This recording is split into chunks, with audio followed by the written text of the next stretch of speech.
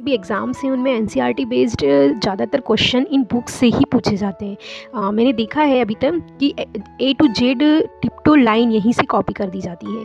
तो गाइज़ मैं आपको 6th क्लास की साइंस बुक जो है उसके टॉपिक्स लेकर आई हूँ, उनको आपको रीड करते हुए समझाती जाऊँगी और इम्पॉर्टेंट पॉइंट्स बताती जाऊँगी जिन्हें आप हेडलाइन के रूप में अपनी नोटबुक में उतार सकते हैं। तो आज हम सबसे पहला चैप्टर स्टार्ट कर रहे हैं। उसके बाद हम धीरे धीरे सारे क्लास की चैप्टर्स को रिकवर करेंगे और मेरा पूरा ये है कि मैं 6 to 10 तक साइंस के सारे चैप्टर्स को एनसीईआरटी बेस्ड जो बुक है उनको आपके सामने लेकर आऊँ और उनमें जितने भी इंपॉर्टेंट पॉइंट्स हैं उनको नोट भी कराती जाऊँ, ताकि आप जब भी इस चैनल को ओपन करें या साइंस के ब्लॉग को ओपन करें तो आपको ये डिटेल्स पूरी इजीली मिल जाए, क्योंकि कई बार हमें बुक्स पढ़ना इतना टाइम नहीं होता है और बहुत सारी प्रॉब्लम्स रहती हैं। तो शुरू करते हैं हम। पहला चैप्टर हमारा 6th क्लास का है, ये भोजन के घटक। इसमें मैं शुरुआत पूरे चैप्टर को रीड करके करूँगी, ठीक है। चूँकि पिछली कक्षाओं में हमने उन खाद्य पदार्थों की सूची बनाई थी जिन्हें हम खाते हैं। भारत के विभिन्न भागों में खाए जाने वाले भिन्न भिन्न व्यंजनों के बारे में भी हमने बताया था तथा इन्हें मानचित्र में अंकित किया था। एक प्रकार के भोजन में चपाती, दाल, बैंगन का भरता हो सकता है, तो दूसरे में चावल, सांभर तथा भिंडी हो सकती है। इसके अतिरिक्त अन्य भोजन में अप्पम, मछली तथा सब्जियां हो सकती हैं। आमतौर पर हमारे आहार में अन्न से बना कम से कम एक व्यंजन होता है। दूसरे खाद्य पदार्थों में दाल या मांस का कोई व्यंजन तथा सब्जी हो सकती है। इसमें दही, मट्ठा तथा अचार भी शामिल हो सकते हैं। इस तरह के आहार के कुछ उदाहरण जो सारणी हमारे नीचे दी हुई है 1.1 में, इसमें दिए हैं। कभी कभी हम अपने भोजन में वस्तुतः इन सभी व्यंजनों को नहीं ले पाते हैं। यदि हम यात्रा में हों तब हम वही खा लेते हैं जो रास्ते में उपलब्ध हो। हमें से कुछ लोगों के लिए संभव नहीं हो पाता है कि इस तरह के विविध व्यंजन हर समय खा सकें। आहार में विभिन्न प्रकार के या विभिन्न खाद्य पदार्थों के इस तरह के वितरण का कोई न कोई आधार होना चाहिए। क्या हमारे शरीर को विशिष्ट प्रयोजन के लिए विभिन्न प्रकार के भोजन की आवश्यकता होती है? विभिन्न प्रकार के खाद्य पदार्थों में क्या होता है? चूँकि हमारा जो भारत देश है उसमें एक व्यंजन एक या एक से अधिक प्रकार की कच्ची सामग्रियों से बना होता है जो हमें पादप या जंतुओं से मिलते हैं। इस कच्ची सामग्री के घटक क्या हैं? इस कच्ची सामग्री में हमारे शरीर के लिए कुछ आवश्यक घटक होते हैं। इन घटकों में हम पोषक तत्व कहते हैं। हमारे भोजन में पोषक तत्व कार्बोहाइड्रेट, प्रोटीन, वसा, विटामिन तथा खनिज लवण, इसके अतिरिक्त हमारे भोजन में रुक्षांश तथा जल भी शामिल होते हैं जिनकी हमारे शरीर को आवश्यकता होती है। गाइस, इसमें जो रुक्षांश वर्ड है ये एग्ज़ाम्स में काफ़ी पूछा जाता है, तो आप इसको ज़रूर नोट करिएगा या अंडरलाइन कर लीजिए, अपने नोटबुक में लिख लीजिए। क्या सभी खाद्य पदार्थों में सभी पोषक उपलब्ध होते हैं? कुछ साधारण विधियों में से हम यह जान सकते हैं कि कच्ची सामग्री या पके हुए भोजन में कौन सा एक या अधिक पोषक तत्व उपस्थित है। कार्बोहाइड्रेट, प्रोटीन तथा वसा के परीक्षण अन्य पोषकों के परीक्षण की अपेक्षा सरल है ना। इसमें अलग अलग क्रियाकलाप दी हुई हैं, उसमें टेस्ट दिए हुए हैं और ये तीनों टेस्ट बहुत इंपॉर्टेंट है। इसमें कार्बोहाइड्रेट, वसा, प्रोटीन इंक्लूड है।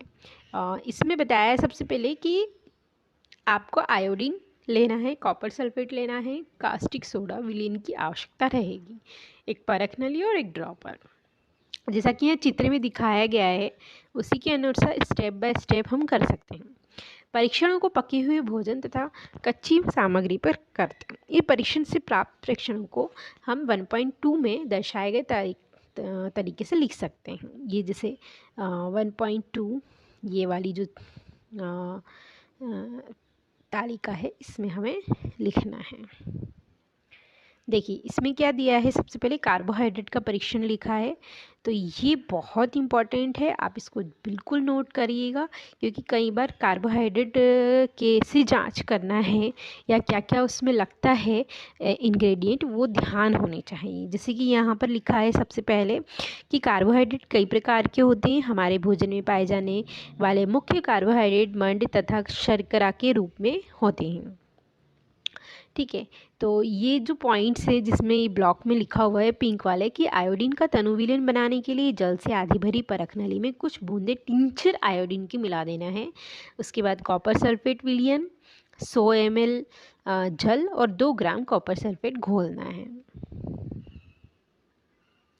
ठीक ठीक है। उसके बाद 100 ml जल में 10 ग्राम कास्टिक सोडा घोलना है और कास्टिक सोडा विलेन को पूरा सा घोल के मिला लेना है के ज़रिए टेस्ट करते हैं। चलिए सबसे पहले अब हम प्रोटीन के परीक्षण की बात करते हैं। प्रोटीन के परीक्षण के लिए किसी खाद्य पदार्थ की थोड़ी सी मात्रा लीजिए। जिस खाद्य पदार्थ का परीक्षण करना है यदि वह ठोस है तो पहले उसका पेस्ट या चूर्ण बनाने की आवश्यकता है। खाद्य पदार्थ की थोड़ी सी मात्रा को पीस कर या मसल कर उसके चूर्ण को एक साफ नली परख नली टेस्ट ट्यूब में डाल दें और 10 बूंद जल डालकर उसे अच्छी तरह हिलाएं। जब ड्रॉपर की सहायता से परख नली में 2 बूंद कॉपर सल्फेट या विलियन तथा 10 बूंद कास्टिक सोडा का विलियन डाल दीजिए। अच्छी तरह हिलाकर कुछ मिनट के लिए टेस्ट ट्यूब को रख दीजिए। आपने क्या देखा? क्या परखनली में का पदार्थ बैंगनी रंग का हो गया है? बैंगनी रंग का खाद्य पदार्थ में प्रोटीन की आवश्यक उपस्थिति है। अब इस परीक्षण को किसी दूसरे खाद्य पदार्थ के द्वारा भी हम दोहरा सकते हैं। अब वसा के लिए परीक्षण। खाद्य पदार्थ की अल्प मात्रा लीजिए, इसे एक कागज के टुकड़े में लपेटकर कूटिए। ध्यान रखें कागज फट न जाए। अब कागज को सीधा कीजिए और ध्यानपूर्वक देखिए क्या इस पर तेल के धब्बे हैं। कागज को किसी प्रकाश के सामने लाएं। क्या आपको इस धब्बे से होकर आने वाला धुंधला प्रकाश दिखाई देता है? कागज पर तेल का धब्बा खाद्य पदार्थ में वसा की उपस्थिति दर्शाता है। जल सूख जाए इसके बाद यदि कागज में पर तेल का कोई धब्बा न रहे तो यह पता चलता है कि खाद्य पदार्थ में वसा उपस्थित नहीं है। ये परीक्षण क्या दर्शाते हैं? क्या वसा, प्रोटीन तथा मण उन सभी खाद्य पदार्थ में उपस्थित हैं जिनका आपने परीक्षण किया है? क्या खाद्य पदार्थ में से एक से अधिक पोषक तत्व उपस्थित होते हैं? क्या आपने कोई ऐसा खाद्य पदार्थ पाया है जिसमें इनमें से कोई भी पोषक तत्व उपस्थित ना हो? हमने 3 पोषक तत्व जैसे कार्बोहाइड्रेट, प्रोटीन तथा वसा के लिए ये खाद्य पदार्थों का परीक्षण किया था। विटामिन या खनिज लवण जैसे अन्य पोषक भी हमारे विभिन्न खाद्य पदार्थों में उपस्थित रहते हैं। इन सभी पोषकों की हमें क्या आवश्यकता है? विभिन्न पोषक हमारे शरीर के लिए क्या करते हैं? कार्बोहाइड्रेट मुख्य रूप से हमारे शरीर को ऊर्जा प्रदान करते हैं। वसा में भी ऊर्जा मिलती है। वास्तविकता यह है कि कार्बोहाइड्रेट की तुलना में वसा की समान मात्रा में से हमें अधिक ऊर्जा प्राप्त होती है। वसा और कार्बोहाइड्रेट भोजन युक्त भोजन को ऊर्जा देने वाला भोजन भी कहते हैं। कई बार गाइज ये क्वेश्चन पूछा गया है कि ऊर्जा देने वाला जो पदार्थ है वो कौन सा है, कार्बोहाइड्रेट या वसा? तो इस कंडीशन में हम दोनों पर टिक लगाएंगे। लेकिन अगर केवल कार्बोहाइड्रेट लिखा है या केवल वसा लिखा है तो एक को टिक करना है। प्रोटीन की आवश्यकता शरीर की वृद्धि तथा स्वस्थ रहने के लिए आवश्यकता होती है। कई बार ये क्वेश्चन पूछा गया है कि प्रोटीन की आवश्यकता क्यों होती है, या ऊर्जा प्रदान करने के लिए आपको लिखे होंगे कार्बोहाइड्रेट, प्रोटीन, है ना, विटामिन, तो आपको वहाँ पर कार्बोहाइड्रेट लिखना है ऊर्जा के लिए। लेकिन अगर वृद्धि के लिए शरीर की और स्वस्थ रहने के लिए पूछा जाता है तो आपको प्रोटीन के बारे में बताना है। प्रोटीन युक्त भोजन को प्राय शरीर वर्धक भोजन कहते हैं। ये अंडरलाइन जरूर कीजिएगा या लिख लीजिएगा इस पॉइंट को कि प्रोटीन जो है शरीर वर्धक भोजन कहलाता है। विटामिन रोगों से हमारे शरीर की रक्षा करते हैं। विटामिन हमारी आँख, अस्थियों, दांत और मसूड़ों को स्वस्थ रखने में भी सहायता करते हैं। विटामिन कई प्रकार के होते हैं जिन्हें हम अलग अलग नामों से जानते हैं।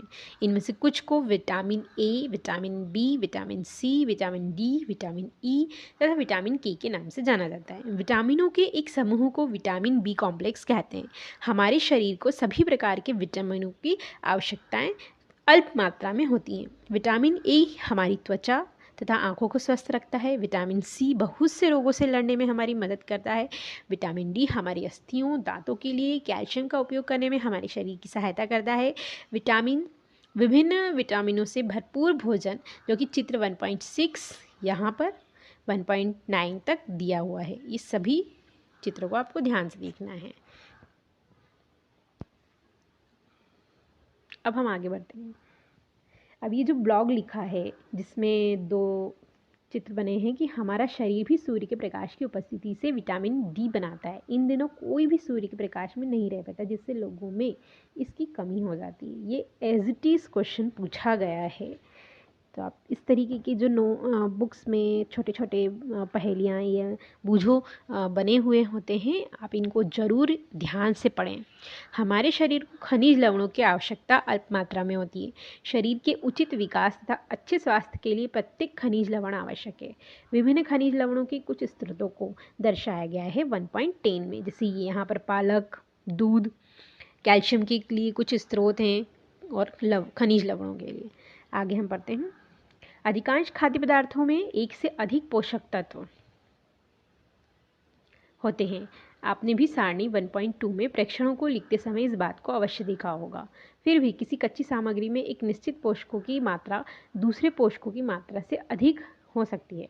उदाहरणतः चावल में कार्बोहाइड्रेट की मात्रा दूसरे पोषकों से अधिक होती है। इस आधार पर हम कह सकते हैं कि चावल कार्बोहाइड्रेट समृद्ध भोजन है। इन पोषकों के अलावा हमारे शरीर को आहारी रेशों तथा जल की भी आवश्यकता होती है। आहारी रेशे यानी रुक्षांश के नाम से भी जाने जाते हैं। हमारे खाने में रुक्षांश की पूर्ति मुख्यतः पादप उत्पादों से होती है। रुक्षांश के मुख्यतः स्रोत साबुत खाद्यान्न जैसे दाल, आलू, ताजे फल और सब्जियां हैं। रुक्षांश हमारे शरीर को कोई पोषक प्रदान नहीं करते हैं, फिर भी यह हमारे भोजन को आवश्यक अवयव बनाते हैं और इसका आयतन बढ़ा देती हैं। रुक्षांश बिना पचे भोजन को बाहर निकालने में हमारे शरीर की सहायता करते हैं। इस पॉइंट को आप जरूर याद रखिएगा कि आहारी रेशे और जल की आवश्यकता हमारे शरीर को किस प्रकार से ज़रूरत है। ये कई बार क्वेश्चन पूछा गया है कि क्या रुक्षांश हमारे भोजन को पचाने में सक्षम हैं? तो आपने अभी इस पॉइंट को ध्यान से सुना होगा कि रुक्षांश हमारे शरीर को कोई पोषक प्रदान नहीं देते हैं, लेकिन फिर भी ये भोजन के लिए आवश्यक है। क्यों? क्योंकि ये बिना पचे भोजन को बाहर निकालने में सहायता करते हैं। ये पॉइंट जरूर याद रखिएगा।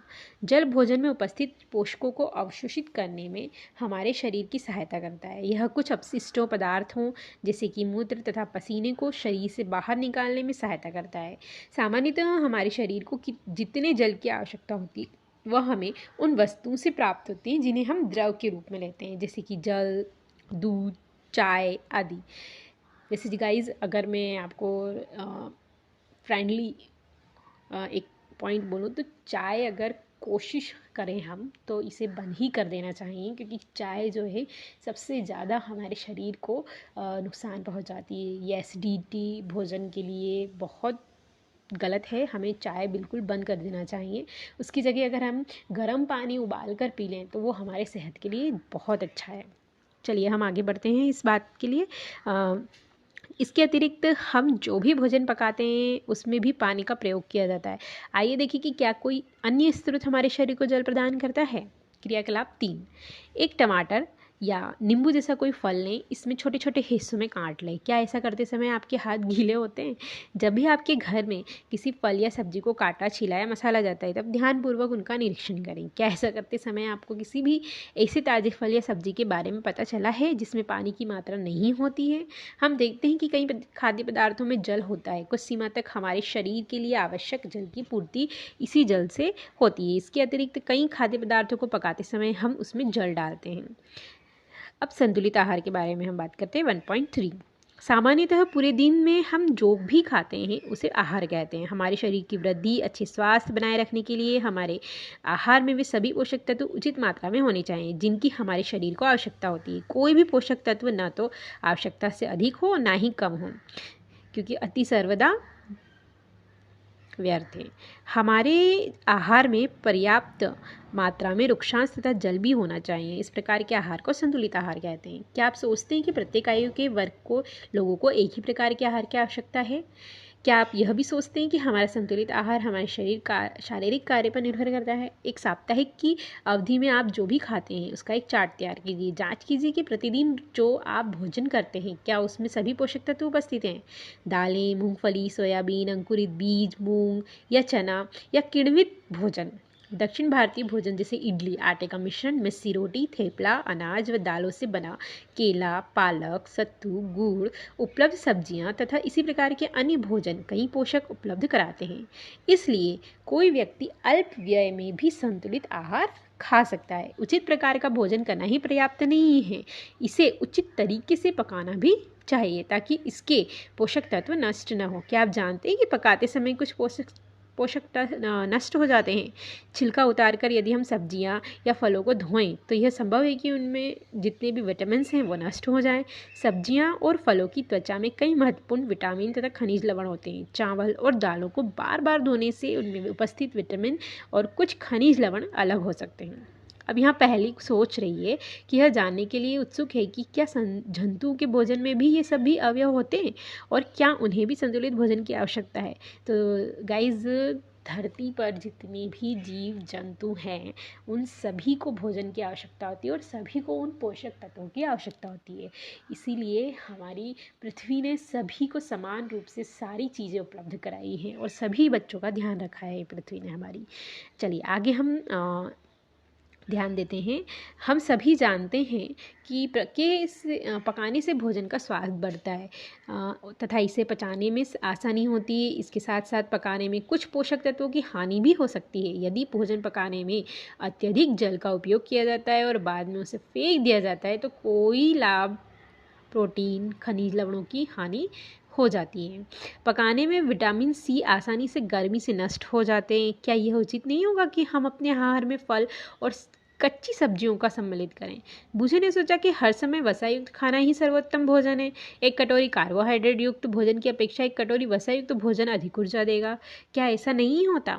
अतः उसने तली हुई चीज़ें, समोसा, पूरी, मलाई, रबड़ी, पेड़ा आदि प्रचुर वसायुक्त भोजन ही खाया और इसके अलावा कुछ नहीं खाया।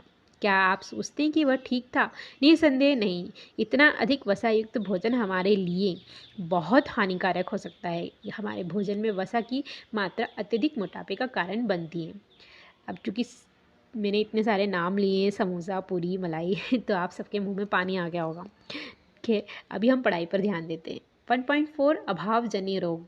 एक व्यक्ति खाने के लिए पर्याप्त भोजन पा रहा है, लेकिन कभी कभी उसके भोजन में किसी विशेष पोषक की कमी होती है। यदि यह कमी लंबी अवधि तक रहे तो उस व्यक्ति के अभाव से ग्रसित हो जाता है। एक या अधिक पोषक तत्वों का अभाव हमारे शरीर में रोग या विकृतियां उत्पन्न कर सकता है। वे रोग जो लंबी अवधि तथा पोषकों के अभाव के कारण होते हैं उन्हें अभावजन्य रोग कहते हैं। इसे जरूर नोट कीजिएगा कि अभावजन्य रोग किसे कहते हैं। यदि कोई व्यक्ति अपने भोजन में पर्याप्त प्रोटीन नहीं ले रहा है तो उसे कुछ रोग हो सकते हैं, जैसे वृद्धि का अवरुद्ध होना, चेहरे पर सूजन, बालों के रंग का उड़ना, त्वचा की बीमारियां या पैचिस आदि। यदि प्रोटीन और कार्बोहाइड्रेट दोनों ही किसी व्यक्ति के आहार से एक लंबे समय तक अनुपस्थित रहें तो उसकी वृद्धि पूरी तरह से अवरुद्ध हो जाएगी। ऐसा व्यक्ति बहुत दुबला पतला हो जाएगा। वह इतना दुर्बल हो जाएगा कि चलने में भी असमर्थ होगा। विभिन्न विटामिनों और खनिज लवणों के अभाव से विभिन्न रोग विकृतियां हो सकती हैं। इनमें कुछ सारणी 1.3 में दर्शाए गए। ये हम सारणी बिल्कुल पढ़ेंगे अभी। सभी अभावजन्य रोगों की रोकथाम संतुलित आहार लेने से की जा सकती है। इस अध्याय में हमने स्वयं से यह जानने की कोशिश की विभिन्न क्षेत्रों के भोजन में इतनी अधिक विशेषता होते हुए भी आहार में पोषक तत्वों का वितरण सामान्य है। यह वितरण हमारे भोजन में आवश्यक पोषक तत्वों की उपस्थिति सुनिश्चित करता है। ये एक सारणी दी गई है। इस सारणी से 100% हर एग्ज़ाम जिसमें साइंस सब्जेक्ट होता है और उस लेवल के अकॉर्डिंग इन सारणी से हमेशा क्वेश्चन आता है। आप जानते होंगे कि बहुत सारे विटामिन्स हैं। चूँकि ये क्लास 6 स्टैंडर्ड की बुक है तो उस हिसाब से इसमें सारणी दी गई है, वरना अगर हम 10th तक सिलेबस में अगर देखेंगे तो वहाँ विटामिन्स बहुत सारे दिए गए हैं और सभी के नाम दिए हैं। मैं इसका आपको एक क्लिप बना के दे दूँगी जिसमें सारे विटामिन्स, उनके अभावजन्य रोग और उनके लक्षण और उसकी ट्रिक भी बता दूँगी जो आपको ईजिली तरीके से याद हो जाएगी। तो चूँकि अब हम इस सारणी को पहले पढ़ लेते हैं। विटामिन ए जो है वो उससे हमें क्या विकार होता है? क्षीणता होती है, दृष्टिहीनता होती है। इसके क्या कारण हैं या क्या लक्षण हैं? कारण तो हमें पता ही चल गया है विटामिन ई की कमी से, लेकिन इसके लक्षण कैसे दिखाई देंगे? कमज़ोर दृष्टि, अंधेरे या रात में हमें कम दिखाई देना, कभी कभी पूरी तरह से दिखाई देना, बंद हो जाना।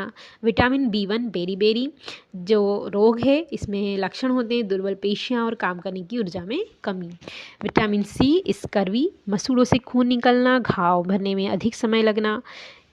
विटामिन डी रिकेट्स विकार है, इसका लक्षण अस्थियों का मुलायम होकर मुड़ जाना। कैल्शियम, इसमें विकार है अस्थियां और दंत क्षय, कमज़ोर अस्थियां, दंत क्षय। इसके लक्षण हैं। आयोडीन की कमी से हमें घेंगा रोग होता है, गर्दन की ग्रंथि का फूल जाना, बच्चों में मानसिक विकलांगता। लोहे की कमी से हमें एनीमिया या रक्तता होती है, जिसमें कमजोरी रहती है हमारे शरीर में। इस चैप्टर में हमने संतुलित आहार पढ़ा, बेरी बेरी, कार्बोहाइड्रेट, ऊर्जा, वसा, खनिज, पोषक, प्रोटीन, रुक्षांश, स्कर्वी, मंड और विटामिन के बारे में हमने पढ़ा। अब ये जो नीचे पॉइंट लिखा है आप इसको ज़रूर पढ़िएगा, कभी भी ये मत भूलिएगा कि जो एनसीईआरटी की बुक्स होती हैं उनमें ये छोटे छोटे ब्लॉक बने हुए होते हैं, इनसे ये ऐसे के ऐसे क्वेश्चन पूछे जाते हैं एज इट इज़। अब यहाँ पे लिखा है कि यह FSSAI मानकों के अनुसार दृढ़ीकृत खाद्य पदार्थ का लोगो है। कई बार ये लोगों का चिन्ह दे दिया जाता है या कई बार हमसे FSSAI के बारे में पूछ लिया जाता है। खाद्य पदार्थों के सुदृढ़ीकरण से अभिप्राय है कि मुख्य भोजन जैसे चावल, गेहूं, तेल, दूध और नमक में प्रमुख विटामिन और खनिज को मिलाकर उनके पोषक तत्वों को उत्तम बनाना। हम जितने भी आजकल खाद्य पदार्थ देखते हैं या पैकेट्स देखते हैं तो उसमें FSSAI का लोगो या उसके साइन अप होता है ना, जो हमें बताता है कि संपूर्ण पोषण जो है उसमें है वो सही है ना। ठीक है, इसमें जो सारांश है वो एक बार हम देख लेते हैं। हमारे भोजन के मुख्य पोषक तत्वों के नाम जैसे कार्बोहाइड्रेट, प्रोटीन, वसा, विटामिन तथा खनिज लवण हैं। इनके अतिरिक्त भोजन में आहारी रेशें तथा जल भी होता है। कार्बोहाइड्रेट तथा वसा हमारे शरीर को मुख्य रूप से ऊर्जा प्रदान करते हैं। प्रोटीन तथा खनिज लवण की आवश्यकता हमारे शरीर की वृद्धि और अनुरक्षण के लिए होती है। विटामिन हमारे शरीर को रोगों से रक्षा करने में सहायता करते हैं। संतुलित आहार में हमारे शरीर के लिए आवश्यक सभी पोषक तत्वों तथा पर्याप्त रुक्षांश और जल उचित मात्रा में उपस्थित रहते हैं। हमारे आहार में लंबी अवधि तक एक या अधिक पोषक तत्वों की न्यूनता से विशिष्ट रोग अथवा विकार उत्पन्न हो सकते हैं।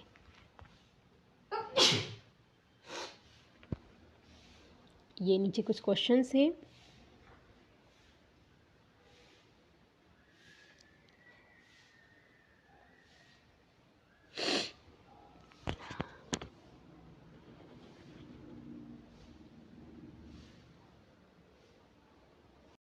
प्रोटीन के परीक्षण